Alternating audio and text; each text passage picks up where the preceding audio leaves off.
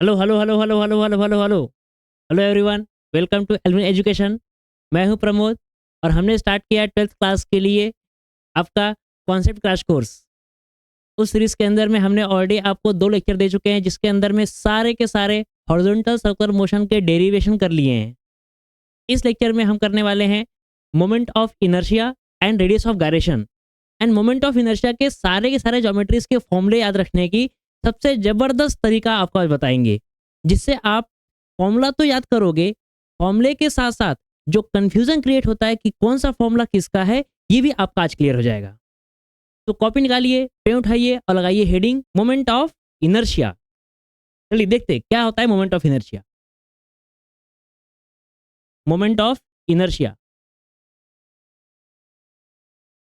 इसे डिनोट करते हैं हम लोग आई से। ध्यान रखिए, जब भी कहीं पर इनर्शिया ये टर्म आता है तो इनर्शिया का मतलब होता है आपका resistance to the motion. Motion को रेजिस्टेंस प्रोवाइड करने वाला कहलाता है आपका इनर्शिया। मोमेंट ऑफ इनर्शिया ये पर्टिकुलरली आपका डिफाइन होता है रेजिस्टेंस टू दी मोशन। ये मोशन कौन सा? तो एंगुलर मोशन। तो हम बोलेंगे in moment of inertia is a resistance to the angular motion.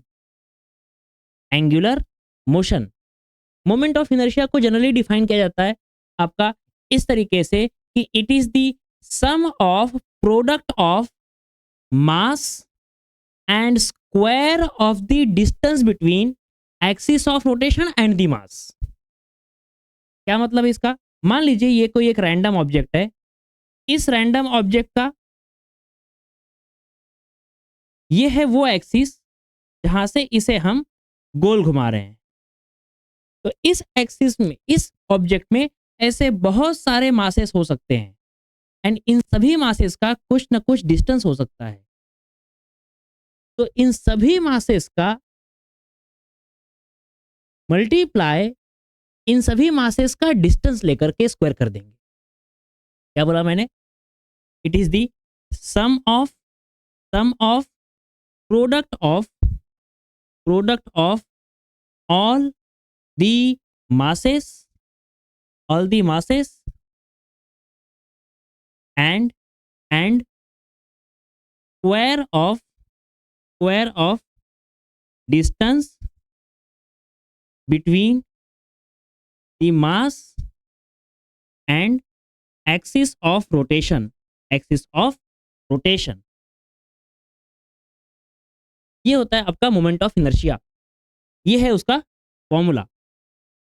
अगर आप ध्यान से देख पा रहे होंगे तो मोमेंट ऑफ इनर्शिया का यूनिट रहेगा केजी मीटर स्क्वायर एंड इसका डायमेंशन बनेगा m0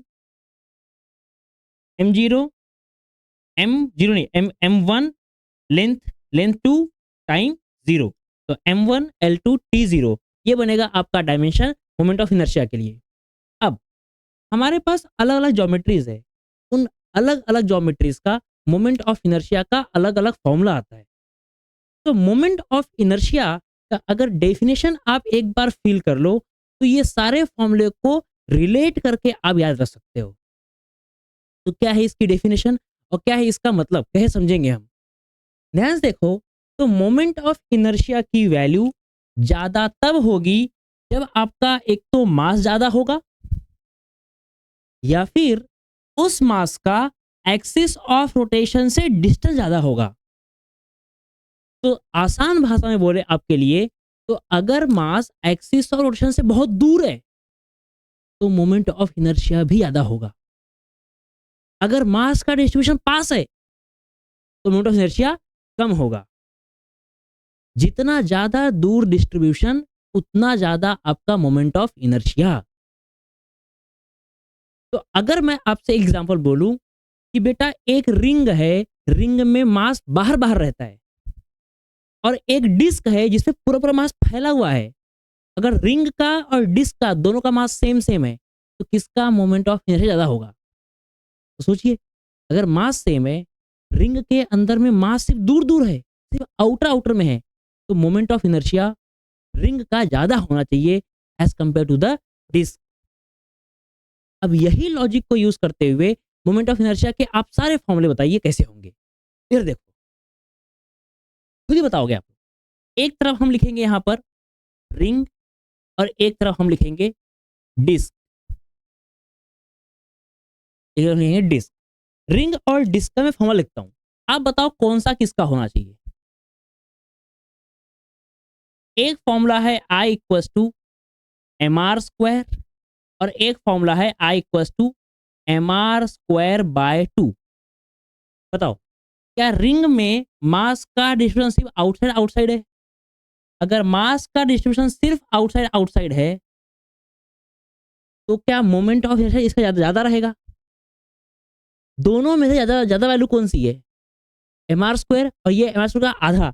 मतलब ये फॉर्मूला है आपका रिंग के लिए। और जब बात करेंगे डिस्क की, तो डिस्क में मास आपका पूरा का पूरा फैला हुआ है, मास आपका पूरा का पूरा भरा हुआ है, तो मोमेंट ऑफ इनर्शिया इस डिस्क का रहेगा ये वाला। देखिए किस तरीके से आप डेफिनेशन को फिल करके इन फॉर्मूले को आराम से समझ सकते हैं कौन सा फॉर्मूला किसका रहेगा। बच्चों को फॉर्मूला याद तो रहता है, बट कौन सा किसका है इस पे कंफ्यूज हो जाते हैं। तो आप अब लगाएंगे आप लगाएंगे कॉन्सेप्ट कि मास दूर तो मोमेंट ऑफ इनर्शिया ज्यादा, मास पास में तो moment of inertia come. Same तरीके से रिंग हो गया, डिस्क हो गया। रिंग के जैसे ही और डिस्क के जैसे ही आपका ज्योमेट्री होता है। अगर एक के ऊपर एक बहुत सारी रिंग रख दिया जाए तो आपका बन जाएगा hollow cylinder. Hollow cylinder. And hollow cylinder का फॉर्मूला भी आपका रिंग के जैसा ही रहेगा, M R square by 2। M R square sorry M R square. And अगर हम डिस्क के ऊपर डिस्क रख दें तो आपको मिलेगा एक सॉलिड सिलेंडर। आपको मिलेगा solid cylinder. And solid cylinder का फॉर्मूला हो जाएगा आपका एम आर स्क्वायर बाय 2, बिल्कुल डिस्क की तरह। सेम तरीके से हम नेक्स्ट लें, अगर मैं बोलूं आपको स्पीयर के बारे में। स्पीयर, तो हम पहले लेते हैं आपका हॉलो स्पीयर। Hollow spear. और यहां लेते हैं सॉलिड स्पीयर। Solid sphere. अब हॉलो स्पीयर में मास का डिस्ट्रीब्यूशन कहाँ है बताइए? कहाँ है मास का डिस्ट्रीब्यूशन? दूर दूर। सॉलिड स्पीयर में मास कहाँ है? पूरा पूरा फैला हुआ है, पूरा अंदर भरा हुआ मास है, पूरा मास भरा हुआ है। तो बताइए मोमेंट ऑफ इनर्शिया ज्यादा किसका होना चाहिए, इसका या इसका? मोमेंट ऑफ इनर्शिया ज्यादा होगा आपका हॉलो वाले का, क्योंकि मास इसमें दूर दूर है। तो इसका मोमेंट ऑफ इनर्शिया, दो फॉर्मूला लिख रहा हूं अब यहाँ पे। अब बताओ कौन सा फॉर्मूला किस में जाएगा? एक फॉर्मूला लिख रहा हूं मैं I equal to 2/3 M R square और एक लिख रहा हूं फॉर्मूला 2/5 एम आर स्क्वायर। बताओ कौन सा फॉर्मूला किस में जाएगा? 2 M R square 2 M R square दोनों में कॉमन है, तो डिवाइड में जिसमें नंबर कम उसका आंसर ज्यादा। मतलब ये आंसर हॉलो का और ये आंसर सॉलिड का। देखिए कितना मस्त है। जिसका मास दूर उसका मोमेंट ऑफ इनर्शिया भी ज्यादा। ऐसे ही नेक्स्ट, अगर आप बात करो रॉड की, रॉड की, तो रॉड में मास हो गया आपका m, ये है रॉड। रॉड मास है m और लेंथ है इसका l। अगर इसको सेंटर से घुमाएंगे इस तरीके से तो इसका मोमेंट ऑफ इनर्शिया आएगा आपका ml स्क्वायर अपॉन में 12। इस तरीके से अगर आप बात करोगे डिस्क की, शीट की, सपोज बात कर रहे हैं शीट की, तो अगर ये लेंथ l है और ये लेंथ b है तो इसके हो सकते हैं दो एक्सिस ऑफ रोटेशन सेंटर से घुमाएंगे तो। पहला एक्सिस ये वाला जिसे हम बोल रहे हैं वाई वाई, दूसरा एक्सिस ये वाला जिसे हम बोल रहे हैं एक्स एक्स। तो अगर आप आई वाई वाई से घुमाओगे तो वाई एक्सिस इधर है, ये है लेंथ, मतलब कि ml स्क्वायर अपॉन में 12। और अगर आप बात करोगे आई एक्स एक्स की तो एक्स एक्स के परपेंडिकुलर कौन सा है? b, तो आपको मिलेगा mb स्क्वायर अपॉन 12। तो बिल्कुल फॉर्मूला रॉड का और शीट का एक ही जैसा है। आई होप आपको ये फॉर्मूले अब अच्छे तरीके से समझ में आ रहे होंगे। इसी तरीके से और आपकी ज्योमेट्रीज होती है। एक होता है आपका सॉलिड कोन, सॉलिड कोन, इसको बोलते हैं right circular solid cone. And एक होता है आपका हॉलो कोन। हॉलो कोन, सॉलिड कोन का फॉर्मूला होता है आपका मोमेंट ऑफ इनर्शिया का। कोन कैसा रहता है, इस तरीके से, और ये आपका सॉलिड है। एंड हॉलो कैसे होगा, इस तरीके से, ये आपका हॉलो है। सेंटर से अगर इसको गोल घुमाएंगे तो इसका फॉर्मूला मिलेगा आपको 3/10 mr², where r is the radius of base. And इसका फॉर्मूला आपका हो जाएगा I इक्वल टू बिल्कुल रिंग की, सॉरी डिस्क की तरह, हाफ ऑफ mr का स्क्वायर। यहां पर जितने भी फॉर्मूले लिखे हैं ये सारे के सारे फॉर्मूले आपके सेंट्रोइडल एक्सिस से पास कर रहे हैं या फिर सेंट्रल एक्सिस से पास कर रहे हैं। रिंग का और डिस्क का डायमेट्रल एक्सिस से भी फॉर्मूला पूछता है तो आपको वो भी formula as a standard formula याद होना चाहिए। तो मैं यहां लिख रहा हूं साइड में, moment of inertia of ring about its diametral axis, diametral axis. And एक फॉर्मूला यहां लिख रहा हूं, moment of inertia of disc, disc about its diametral axis, diametral axis. तो रिंग का आधा, रिंग का आंसर जो था सेंट्रल के, उसका आधा हो जाएगा डायमेट्रल के। डिस्क का आंसर जो था सेंट्रल के, उसका आधा हो जाएगा डायमेट्रल के। मतलब इसका डायमेट्रल से मिलेगा आपको mr², उसका आधा, और इसका था mr²/2 तो उसका आधा। तो ID equal to mr² upon में 2/2, मतलब कि mr²/4। ये हो गया आपका मोमेंट ऑफ इनर्शिया के सारे फॉर्मूले। इसके अलावा नेक्स्ट टॉपिक होता है आपका रेडियस ऑफ गायरेशन। बच्चों को बड़ी तकलीफ होती है कि रेडियस ऑफ गायरेशन क्या है, कैसे निकालेंगे इसका फॉर्मूला। तो मैं आपको बताता हूँ एक लाइन याद रखिए, जब भी आपको रेडियस ऑफ गायरेशन निकालने बोले किसी भी एक्सिस से, तो आप पहले उस एक्सिस से मोमेंट ऑफ इनर्शिया निकालो। क्या बोला, अगर आपको किसी एक्सिस से रेडियस ऑफ गायरेशन निकालने बोले तो आप पहले निकालिए मोमेंट ऑफ इनर्शिया उस एक्सिस से, एंड फिर बस उस आंसर को mk² से कर दो इक्वेट। देन फिर आप उसे कर दिए। मान लीजिए मैं निकाल रहा हूं आपका रिंग के लिए कितना आता है रेडियस ऑफ गायरेशन, तो रिंग का रेडियस ऑफ गायरेशन पूछा, मैं निकालूंगा मोमेंट ऑफ इनर्शिया। तो moment of inertia of a ring about it's central axis is mr²।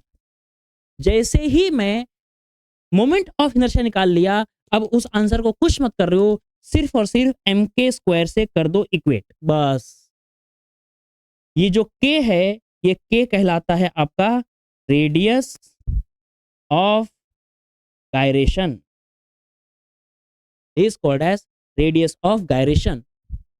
Radius of gyration और कुछ नहीं तो मोमेंट ऑफ इनर्शिया निकालने का एक डायरेक्ट फॉर्मूला है किसी भी ज्योमेट्री का।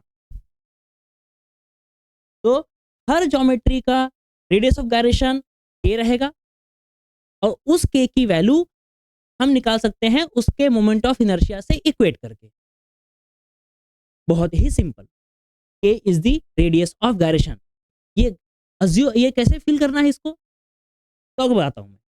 अज्यूम करिए कि ये पूरी बॉडी जो भी थी आपकी, स्पीयर था, हॉलो स्पीयर, डिस्क, रिंग, जो भी था, उसको आपने पिघलाया और एक पॉइंट मास अज्यूम किया। क्या बोला, किसी भी एक ऑब्जेक्ट को पिघलाइए और उसको एक पॉइंट ऑब्जेक्ट अज्यूम करिए, एंड उस पॉइंट ऑब्जेक्ट में पूरा का पूरा मास m रखा है। अब जो भी आपकी ज्योमेट्री थी, वहां से k डिस्टेंस पर अगर इस ऑब्जेक्ट को गोल घुमाया जाएगा तो इसका आंसर बिल्कुल उस एक्चुअल मोमेंट ऑफ इनर्शिया के बराबर है। यह है आपका radius of gyration. Radius of gyration is the distance of a mass assumed to be a point from the axis of rotation such that it gives the same moment of inertia of that body about that axis. This is called as moment of inertia, sorry radius of gyration. And ये है आपका moment of inertia. Exam के लिए 1 marks की definition and 1 marks का हो सकता है आपको फॉर्मूला पूछ दे इसमें से कोई, या फिर हो सकता है आपसे रेडियस ऑफ गायरेशन पूछ दे कोई। तो आप अब आराम से radius of gyration end moment of inertia का टॉपिक कर सकते हैं। 2 मार्क्स का क्वेश्चन है ये। आई होप आपको ये 2 मार्क्स का क्वेश्चन समझ में आएगा और आप इसे प्रिपेयर करके रखोगे अपने एग्जाम के लिए। तो this is moment of inertia for you. मिलते हैं आपके नेक्स्ट लेक्चर के अंदर में, जहां हम देखेंगे आपका कंजर्वेशन ऑफ एंगुलर मोमेंटम का प्रिंसिपल एंड उसे कैसे प्रूव करते हैं। Very very important for this 2026 board examination. चलिए मिलते हैं फिर अब नेक्स्ट लेक्चर में। Thank you so much.